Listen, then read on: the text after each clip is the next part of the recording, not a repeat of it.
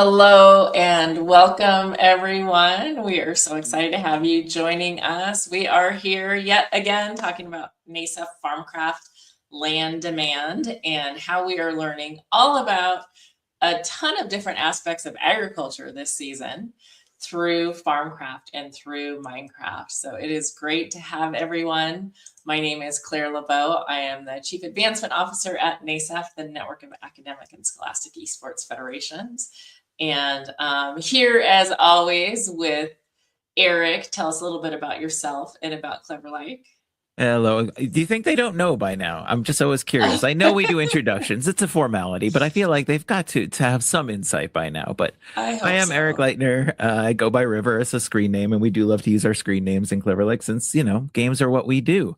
And I did spend 13 years as a classroom educator, 7 years as a STEM and computer science instructional facilitator for a very large school district, and now have spent 4 years plus with the Clever Like team developing games that deliver educational content or delivering content that teaches students how to make games. So it goes in both directions.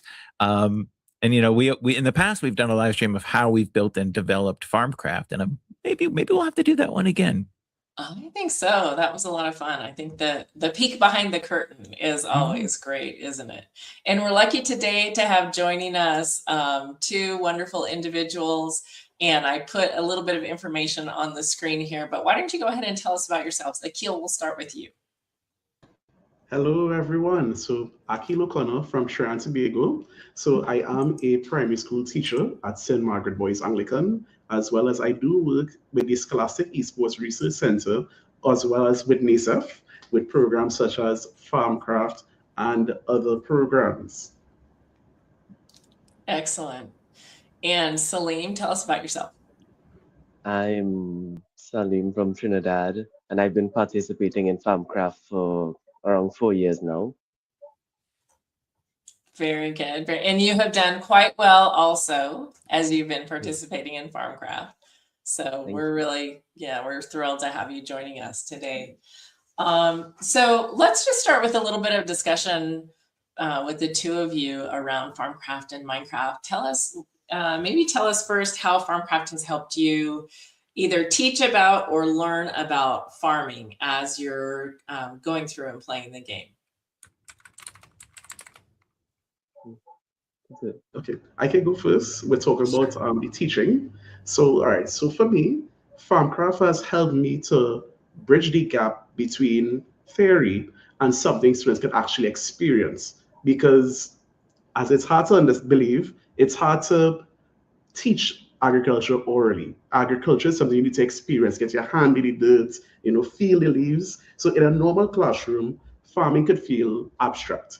But when you talk about soil, crops, even a concept such as sustainability, and students, they don't see the impact. But with Farmcraft, luckily, they're making decisions in real time. So they're managing the resources, dealing with trade-offs, and even seeing the consequences in some cases of the choices played out. So for me as a teacher, it makes it easier to guide discussions around things like sustainability, even something like budgeting, when you have to make that crucial decision as to, okay, what are we going to spend money on? Are we going to use it on drones? Are we on pesticides? And even planning, because the students would have experienced it in the game. So it makes teaching a lot easier, in my opinion. Excellent. And they're not actually getting their hands in the dirt in Farmcraft, but it is just about as close as you can get, right? Because those darn caterpillars are everywhere. So learning how to deal with the pests and yes, they are.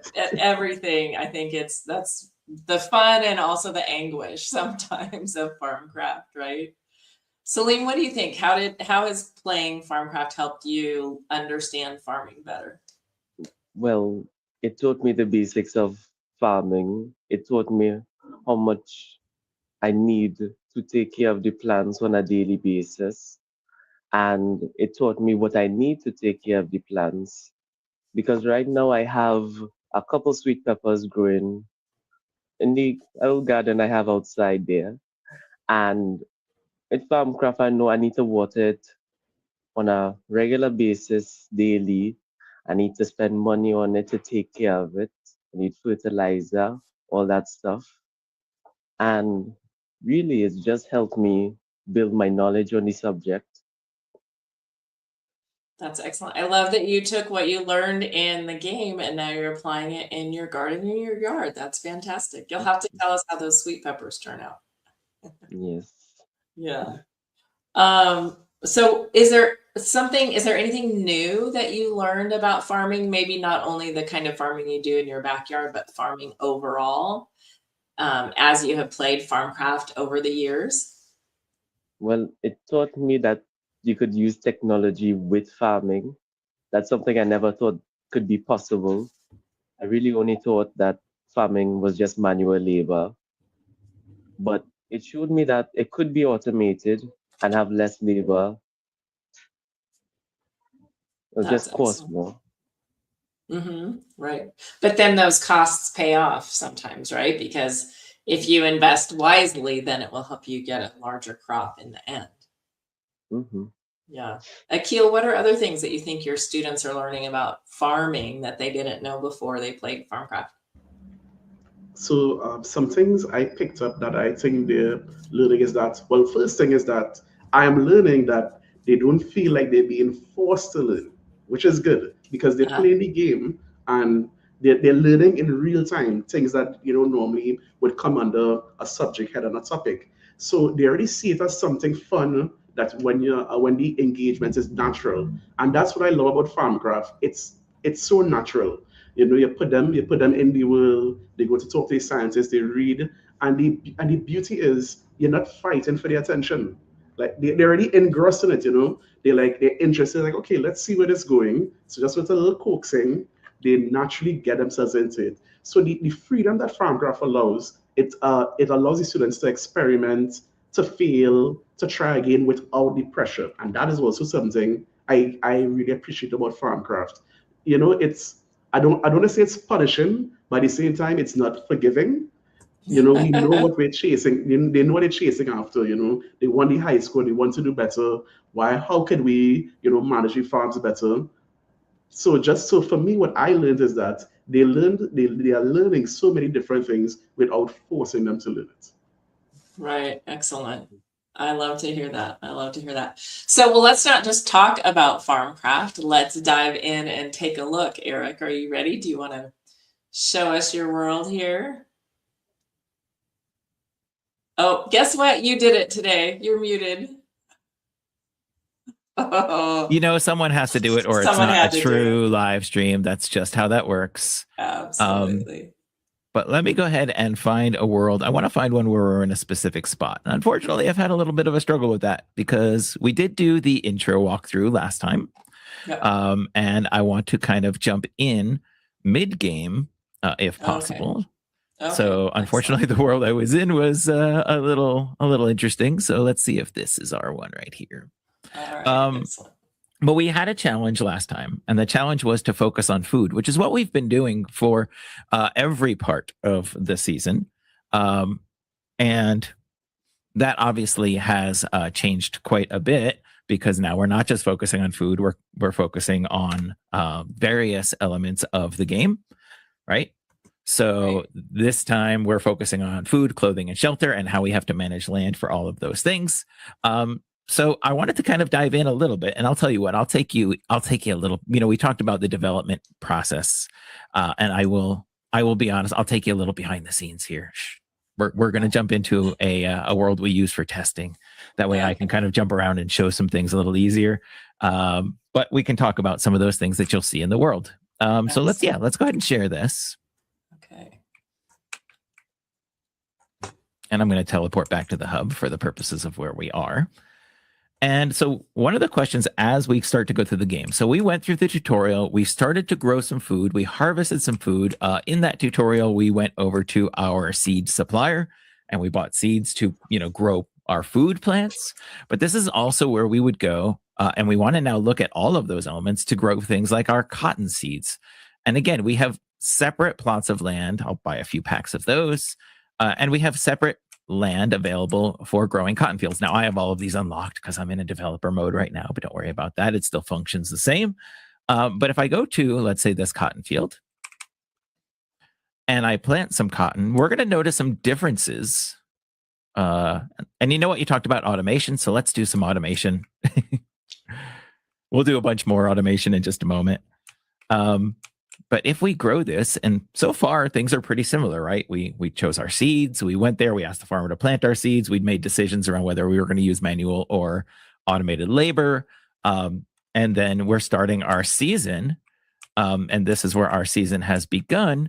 But, you know, we start to notice some differences. For example, we have different plant pests, right, that are coming in here a little bit, right? These don't look like the plant pests. And we've got a totally different flying pest than the other one. If you thought the butterflies and the caterpillars were a problem, we've got a whole new problem for you. So I do want to talk about why we have these in the game and kind of the science behind some of this. I do need to water this also. And you'll notice I'm doing that thing that I tell you not to do every time, which is play all by myself. This is a team effort, and you can see that when it's just me, this is difficult. So maybe I need some of that automation. So let's get some drones in the air to take care of some of our pests. Our drones here have their work cut out for them a little bit based on how I've done so far. But part of our next challenge is to notice what some of these differences are. But that pest you're seeing up there, and I don't want to go to the end of this cycle. I want you to discover it for yourself. They do something a little different, right? You may notice that certain things never happen the way they do in the food one, right? Like in the food one, a different pest sort of arrives after our butterfly phase. But we're not going to see another stage of this pest arrive. But that doesn't mean it's not going to do damage. Mm-hmm. So if you would like to do the research, I will give you a tip. This is based on a little pest called the bollworm. And the bollworm is actually not a worm whatsoever. I'm so glad it's raining right now. That's less work for me to do. I don't have to water. But the bollworm is based on a real world pest. It's not a worm whatsoever. It's actually the larva phase of this moth that we've put in the game.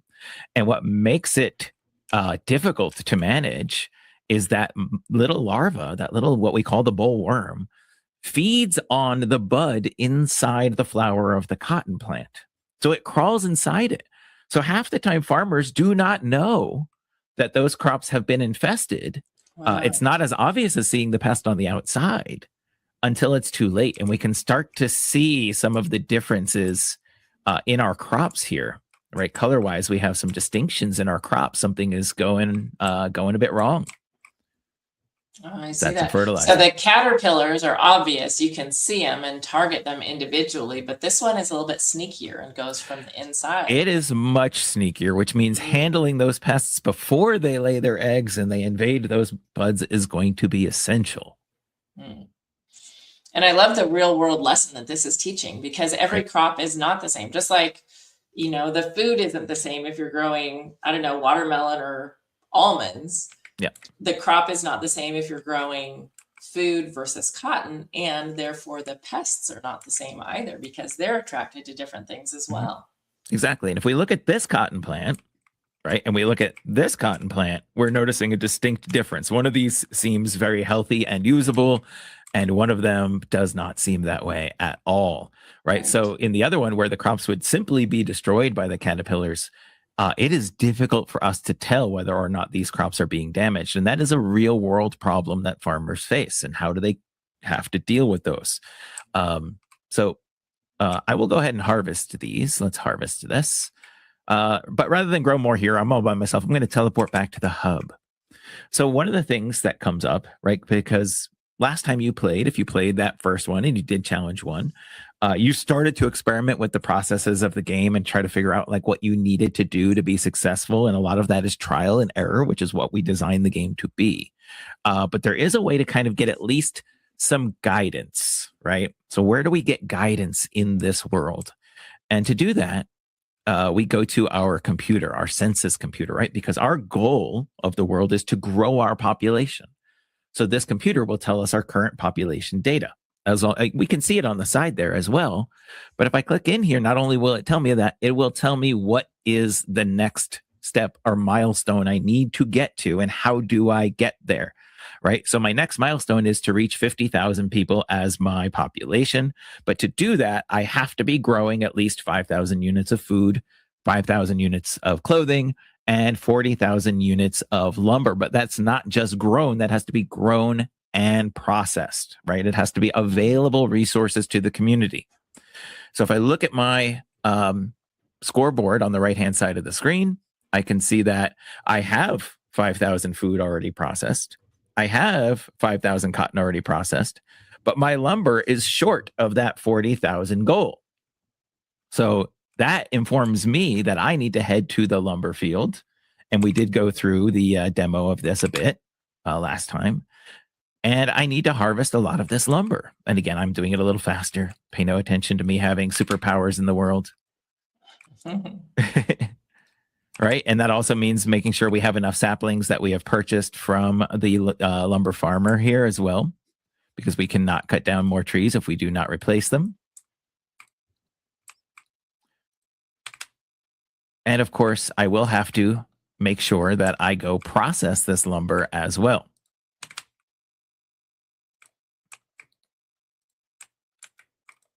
So Eric, I want to point out, by the time people are at this point in the season, hopefully they're fully aware, but I'm noticing you interact with the farmer or you interact with the mayor, and then you went and interacted with the computer.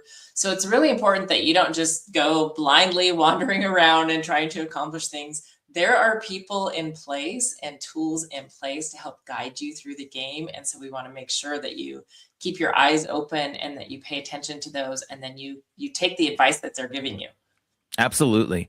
And, you know, I mentioned a tip, and that tip has to do exactly with that, like making sure we're looking at the information available to us, right? Whether that is the resources that are people or the resources that are digital, right? So the farmer in here is all the way over there, and I could run all the way back to get back to the hub, but I have my data tablet, right? And I can literally just open my data tablet, teleport to hub, and save all that travel time that I wouldn't use. And that really comes in handy in the lumber yard. So good tip.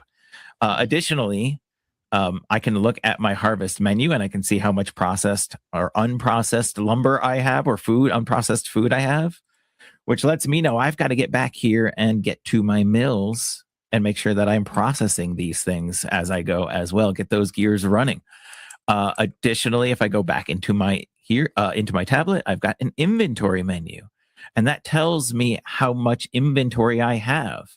I do not want to run to the food plot to go plant more food if I haven't checked to see if I have any seeds, because then I have to come back and I'm wasting time. And time matters. It matters so much. Yes. There's a competition. There's education in here, but it is also a competition. And so you want to do things efficiently. Exactly. So that's the goal, right? Is to get these numbers over here on the right, to reach these milestones that are in here. And actually, I think I have these, like I'm much later in the span of the game here, and that's okay. But again, the goal is to reach each and every one of those milestones. So I'm actually late stage in the game and have unlocked more lumber and more processing, more of the field and so on. So once I get to that point, that's when I will have a submittable score. So with that in mind, again, and I'll review the tips that I just went over. It is, use the data tablet to check your inventory, to check, your food goals and your growth goals for your textiles and for your lumber. And then, of course, use that teleport feature. But most of all, if you're not sure why you're not reaching that next milestone, go check the computer and compare your numbers to the numbers the computer is telling you, so you know exactly what your goals should be. That is crucial. You need to know what the goals are in order to be successful, and you need to strategize around those goals. If you're just endlessly growing food, you're never going to reach the lumber goal, and you're going to be stuck at level 1, or tier 1 of those, levels for a long time. Right. And that's a difference with this season for people who have joined before, is that we do have these different types of crops that you're growing. And so you have to be balancing everything and managing everything, and not just growing all the food, but moving on and making sure you're taking care of clothing and shelter needs as well. So this particular challenge this season, again, is about comparing and contrasting. And so Eric, I don't know if you want to walk us through, I guess we can hop right onto the Farmcraft landing page. I know that that is where we find all of the information. No, we never go there, ever. Constantly.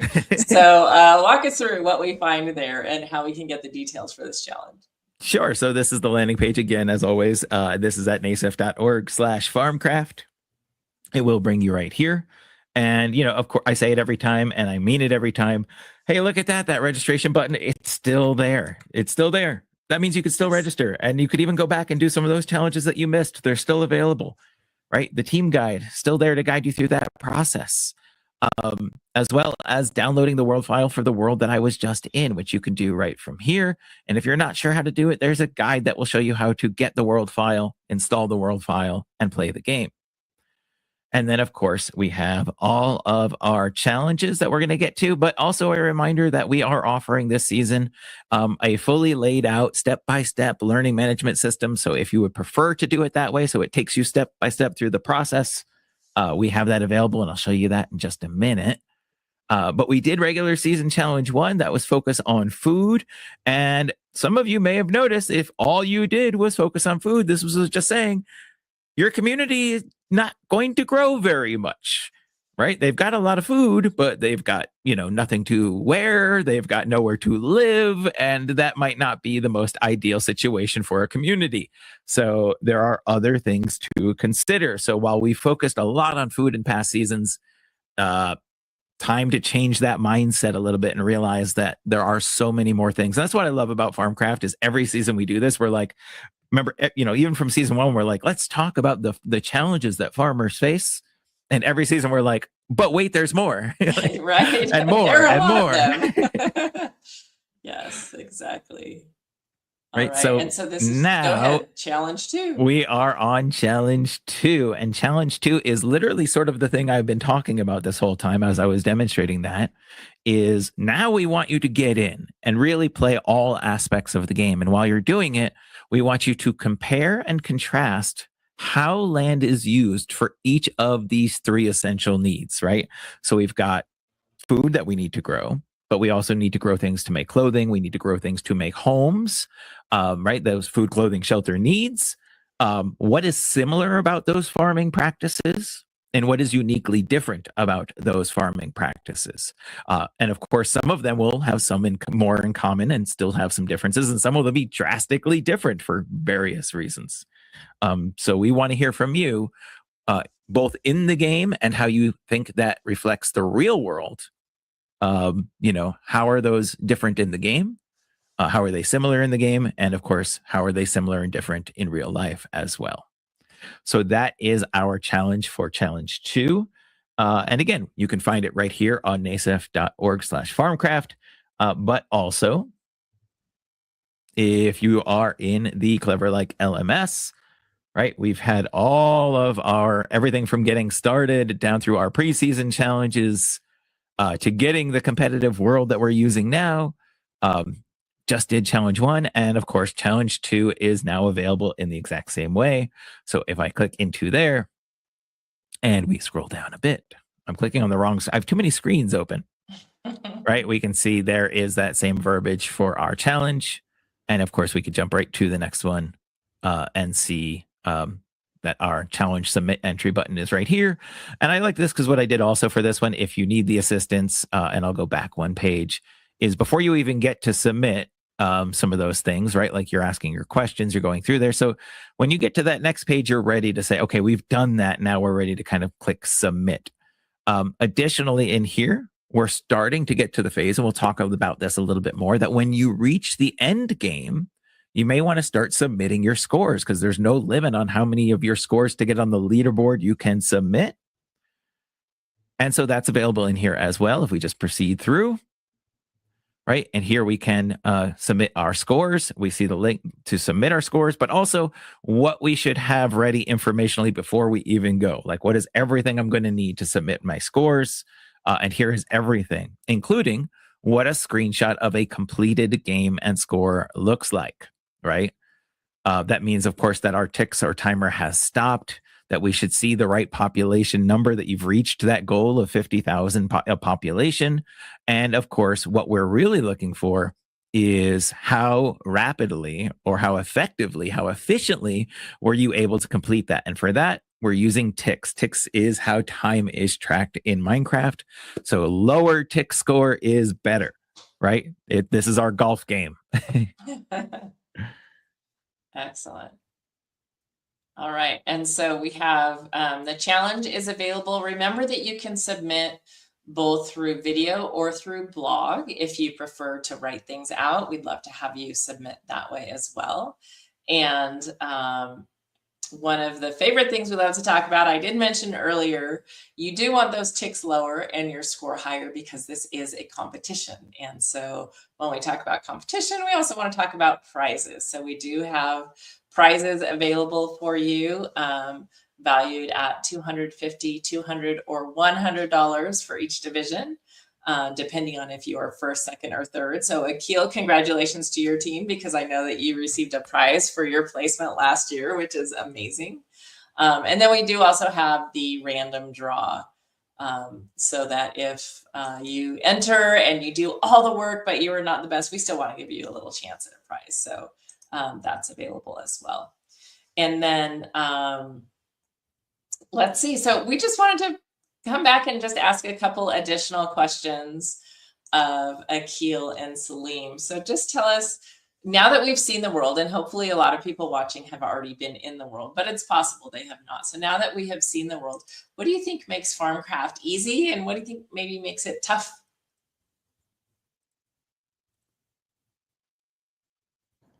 Slim, Well, you for answer, you me, answer. Okay, you go. I go first.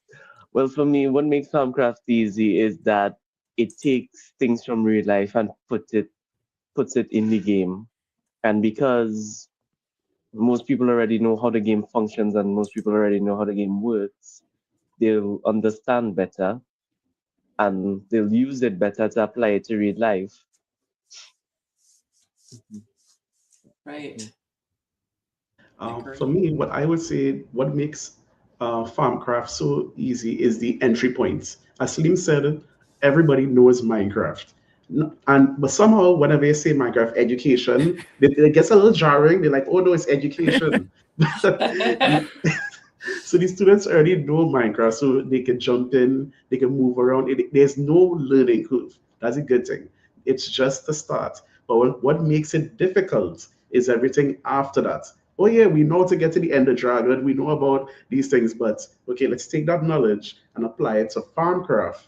That's where the uphill starts to come in. That makes sense. And then there are so much that is woven into the game itself. For example, as Eric was showing, those boll worms and how they impact the crops. That's all new information that a lot of students probably didn't have before they started Can I playing. even add? I learned just now there. I was watching it. I'm like the attention to detail. It was Eric. It was very impressive. Even when the crops died and you saw the one that was eaten by the bollworm, I was like, this is deep. I was like, Farmcraft is deeper than I thought. It is. The amount of research, I am so impressed every time with the Clever Like team at what they come up with to really make sure that what's happening in the game emulates what happens in real life. And we've been fortunate to work with some really wonderful people over the years of Farmcraft that are significantly more knowledgeable than we are. Brian loves to take away all the little, fun knowledge bites that we've gotten over the years, from all the different people who've been a part of this, and the researchers and scientists, the experts who really do inform us about, how to make something authentic, and then we have to figure out, okay, how do we take the authentic thing and make it Minecraft? Right, exactly. So we're talking a lot about farming and learning about farming, but what other skills do you see your students developing as they're playing Farmcraft and as they're completing these challenges? For me, easily teamwork. Teamwork is the biggest one because from teamwork we get communication, we get dividing responsibilities, and trust me, As Salim said, dividing the responsibilities is a big one. Who has to go on cotton? Who has to go on wood? So dividing response, you can't do everything on your own. And another thing that people underestimate is trusting one another, because you have to trust that your teammates are doing what they have to do, and they have to trust that you are responsible to handle your sector, or whether you're on the farm or whatever task you have. And of course, I'm not even going to go in depth about the problem solving, critical thinking, and time management, because yes, when you're now learning is fun, but when you're really chasing that high score or we want to do well, that time management is that puts a little pressure in the challenge. That's the next step above learning. Exactly. Excuse me. So your teams did very well last year. Tell us a little bit about what happened after they won. So it was a okay. So for me, honestly, I knew it was a big deal, but for me, it always farmcraft has always been something fun we do. Like I love farmcraft. I love doing farmcraft, but it was always just a small club activity. At one point, it was just me and Celine. Now we got me, Celine, and Shiloh. We showed it to some students from Tranquility Secondary. But it was always a small club activity. But the thing is, when I shared it with other people, it the level of recognition and media attention was something I did not expect. We did TV interviews, we did radio interviews, had people emailing me. In some ways, I was supposed to talk to ministers about it. So so even for the boys, I would say it showed us that it mattered. That yes, it's something fun we're doing, but it made a real sense that farmcraft mattered, and it also, on a bigger scope, helped to push the conversation about esports and education, not only in Trinidad but around the world. This is what esports is. This is what an esports challenge is, where yes, you're learning, which is exactly classic esports. You're learning about the game, but we're also competing against others for a specific prize. So it really showed, people started to see that it wasn't just gaming; it really had value as well as real outcomes. So the everything that came towards it, it was a whirlwind, but it was a whirlwind of exposure, and I think necessary exposure, because again, I love farmcraft. I love what farmcraft promotes. I love the fun of it. I love the things we learn, and it's an amazing program. Oh, that's so, thank you so much for sharing that. Salim, I see you smiling as he's talking about the experience that you had. It looks like you had a good time yourself as well, right? Yeah, excellent. So as we wrap up here, you are the pros at this. You have been implementing this for a few years, Akil, with your students, and Salim, you have been competing, and now you've placed so high in this global competition. So can you give us a couple of tips and tricks?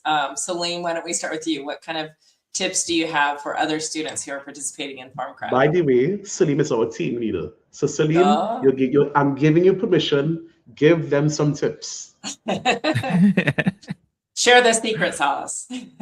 Well, the tips I would have for you is, before you start an actual run, start a run before that to get a general feel of what you're doing and see where things are, where to put people, to just know what to do before you go in fully.